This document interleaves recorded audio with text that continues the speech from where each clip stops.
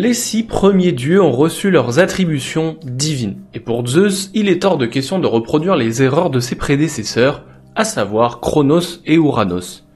Il ne souhaite donc pas d'un règne tyrannique qui pourrait donner envie à ses confrères de prendre sa place.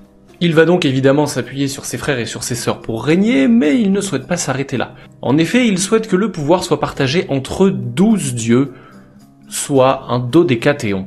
Il va installer la résidence conçue pour ces 12 dieux dans son propre royaume, à savoir le ciel, au sommet du plus haut mont de Grèce de l'époque, le mont Olympe. Ainsi, les dieux qui vont résider sur ce mont vont être appelés Olympiens.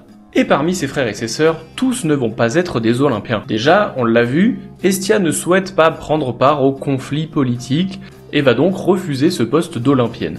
Il semble également que Déméter semble préférer la vie sur Terre plutôt que dans la résidence des dieux. N'y résidant donc pas, elle ne va pas prendre part aux discussions qui s'y trouvent et ne va donc pas faire partie des dieux olympiens. C'est peut-être aussi pour éviter la misogynie de ses frères. A l'inverse, Hadès et Poséidon, régnant respectivement sur les enfers et les océans, n'ont théoriquement rien à faire au sommet du mont Olympe, puisqu'il ne s'agit pas d'un domaine de leur royaume.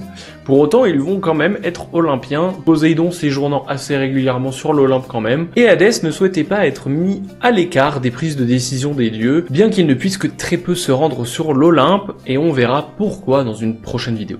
Et concernant Héra, évidemment étant la compagne de Zeus, elle prend place au sein de ce dodécathéon. Zeus a donc d'ores et déjà 4 sièges de prix, il lui en reste donc 8 vacants qu'il va falloir qu'il remplisse. L'un d'entre eux ne va pas rester vide très longtemps, puisqu'en effet, une divinité plus vieille que tous est restée très discrète depuis sa naissance, il s'agit d'Aphrodite. Lors de la titanomachie, elle avait été cachée par les dieux, de peur que les titans l'utilisent contre eux. Alors pourquoi est-ce que les dieux pensaient que les titans pourraient l'utiliser contre eux?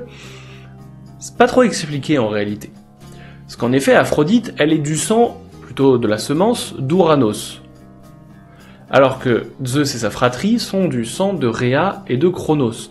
Donc ils n'ont pas de lien de parenté direct, et en réalité, Aphrodite s'apparenterait plus à une titanide qu'à une déesse. Donc pourquoi est-ce que les dieux l'apprécient autant? On sait pas trop. Moi j'ai une petite théorie. C'est parce qu'elle est jolie. Et les dieux ils aiment les femmes jolies. Nous avons donc maintenant une 5e olympienne. Héra, récemment devenue compagne de Zeus et sa future épouse, mais également reine des dieux, a évidemment connaissance de la frivolité de son mari, on l'a déjà vu, et elle souhaite donc faire en sorte de le fidéliser. Et pour ça elle a un plan.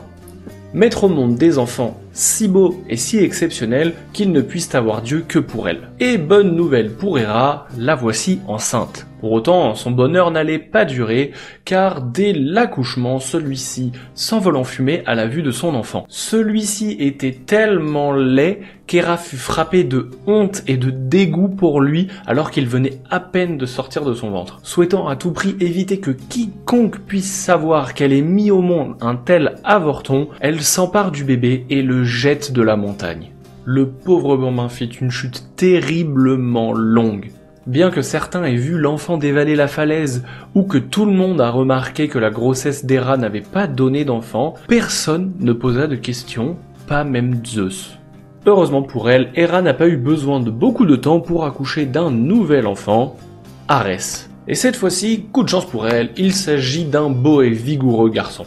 Dès son plus jeune âge, il se montrait bagarreur et cherchait toujours une nouvelle raison de se quereller et avait un attrait particulier pour les chevaux, les chars et les armes. Tout d'un enfant dérangé, quoi. Et pas de chance pour Héra, Zeus n'apprécie pas du tout le caractère violent et le manque d'intelligence de son nouveau fils. Toutefois, il ne pouvait pas nier ses qualités et il le nomma ainsi Dieu de la guerre. En effet, la guerre, c'est imbécile, et Zeus devait le reconnaître, elle était parfois inévitable, voire nécessaire. Arrivé à l'âge adulte, celui-ci se mit à développer des sentiments amoureux pour Aphrodite. C'est pas étonnant, elle est belle. Mais ce qui était étonnant, c'est qu'Aphrodite partageait ses sentiments. Avait-elle été séduite par sa virilité ou par sa force?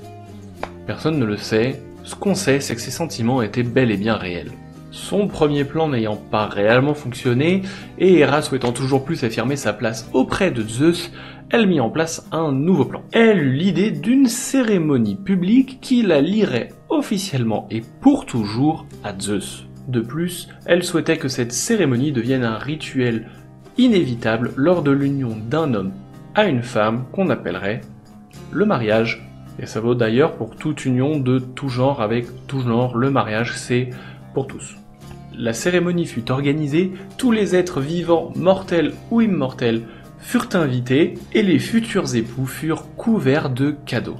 L'un d'entre eux, à destination d'Héra, avait particulièrement attiré l'attention de la déesse. Il s'agissait d'un magnifique trône en or.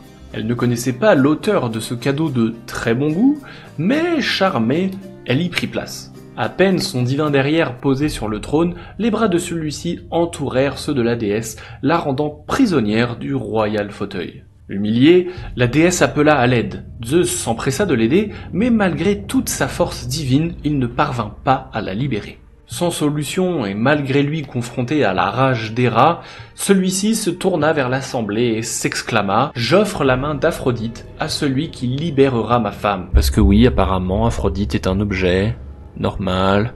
Zeus avait connaissance des sentiments mutuels d'Aphrodite et d'Arès, et bien qu'il n'ait que peu de sympathie pour son fils, il n'a pas dit ça au hasard. Plan numéro A, Arès est le plus puissant des dieux. Cette déclaration va donc le motiver à libérer Héra. Pas bête, mais cela ne prend pas. Arès a beau y mettre toute sa force, les liens d'Héra ne rompent pas. Plan B. Beaucoup d'autres divinités sont intéressées par Aphrodite. Donc ça va en motiver d'autres. Zeus est égoïste, donc l'avenir de la déesse s'en fiche un peu quoi. Et de tous les dieux, aucun ne réussit à libérer la déesse de ses liens. C'est alors qu'un homme s'avance parmi l'assemblée. Il était inconnu de tous, sauf d'Héra, un homme laid, bossu et boiteux.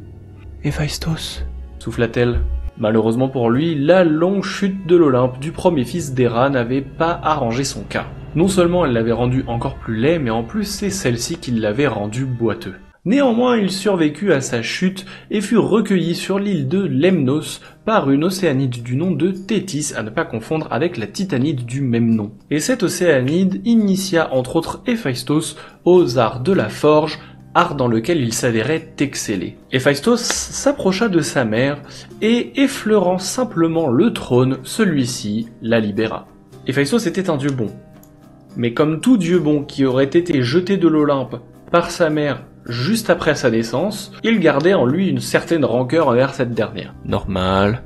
La vengeance était donc inévitable pour que celui-ci s'en libère. C'est ainsi qu'Héphaïstos obtint la main de la plus belle des déesses de l'Olympe. Mais ses talents furent également admirés et respectés par ses pairs, grâce auxquels il récupéra sa place de dieu au sein de l'Olympe. Il put installer sa forge au cœur d'une montagne dans laquelle il invita les Cyclopes à venir travailler avec lui. Ces derniers partagèrent leur connaissance avec Héphaïstos, qui devint naturellement le dieu du feu, des forgerons, des artisans, des sculpteurs et des métallurgiques.